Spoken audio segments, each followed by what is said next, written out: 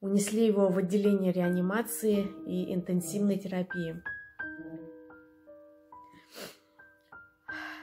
Через некоторое время ко мне пришел неонатолог и начал меня просто-напросто добивать, намекая на то, что зачем я нафиг вообще рожала такого ребенка.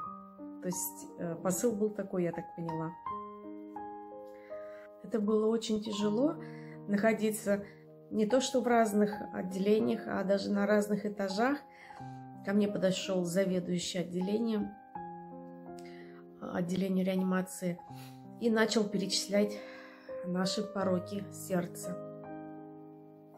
Первая мысль, которая посетила меня после рождения ребенка, и о чем я молила Бога, чтобы у ребенка не была сложная расщелина, а именно сквозная двусторонняя расщелина с протрузией альвеолярного отростка.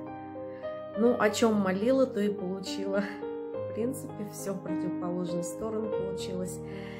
Я увидела, что ребенок со сложной патологией. Я приложила его к груди, поцеловала, и его тут же унесли. Унесли его в отделение реанимации и интенсивной терапии. Через некоторое время ко мне пришел неонатолог.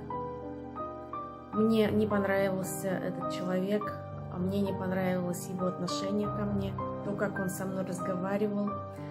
Он разговаривал со мной так, будто я падшая какая-то женщина, родила такого ребенка сложного, и начал меня просто-напросто добивать такими словами, что у вас огромная расщелина, что готовьтесь кормить ребенка пожизненно через зонд, что ни один хирург не возьмется за такую патологию.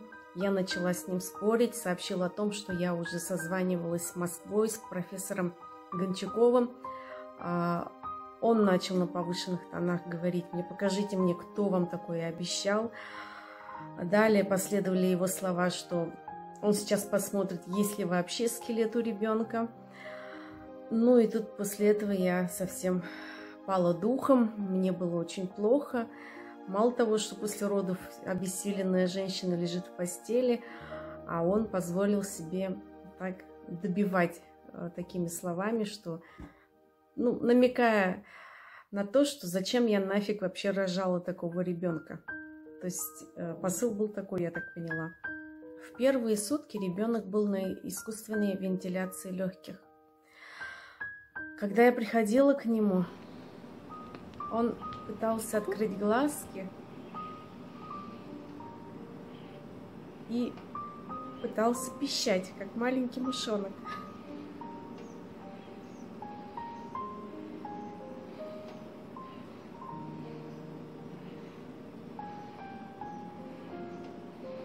Это было очень тяжело находиться не то что в разных отделениях, а даже на разных этажах.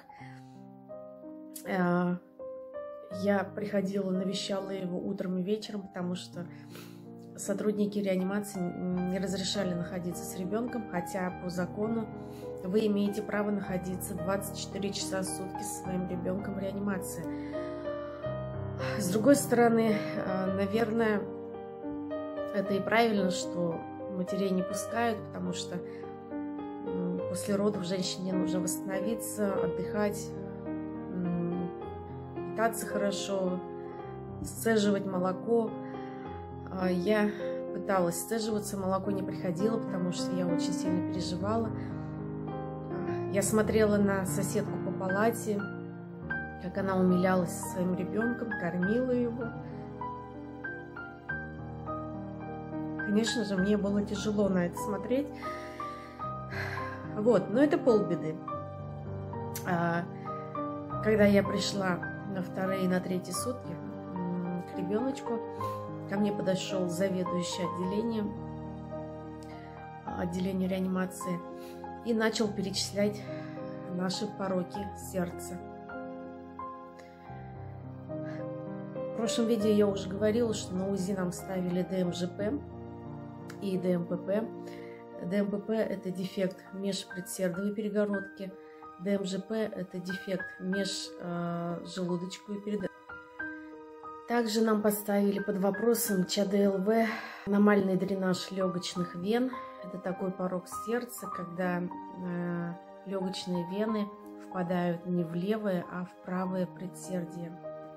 Соответственно, была дилатация правых камер, то есть расширение правого предсердия. Также нам диагностировали НТК. Это такой порог сердца, когда из-за неплотного закрытия трехстворчатого клапана происходит неправильное перемещение крови из желудочка в предсердие. Плюс ко всему была недостаточность кровообращения и церебральная ишемия. Церебральная ишемия – это прогрессирующее нарушение кровообращения головного мозга. И самое последнее, что мне сообщили, это была легочная гипертензия. Я не доктор, я не врач по образованию, но когда они посмотрели на мою реакцию, я говорю, да, ну ладно, я не знала тогда, что это такое. И оказалось, впоследствии я уже прочитала, что это такое давление в сердце, которое может привести к смерти.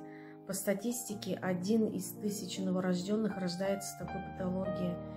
Без оказания своевременной помощи 4 из 5 младенцев могут погибнуть в первые 3 суток жизни. Остальные не доживают и до 5-го дня своего рождения.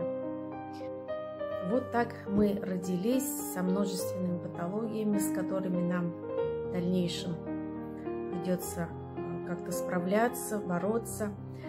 В следующем видеосюжете я вам расскажу, как нас перевели в отделение патологии новорожденных и как я там провела мучительно долгие 10 дней до выписки. Если вам понравился мой видеосюжет, поставьте, пожалуйста, лайк. Вам не сложно, а мне приятно. Я вам всем желаю здоровья. Подписывайтесь на мой канал. Всем пока!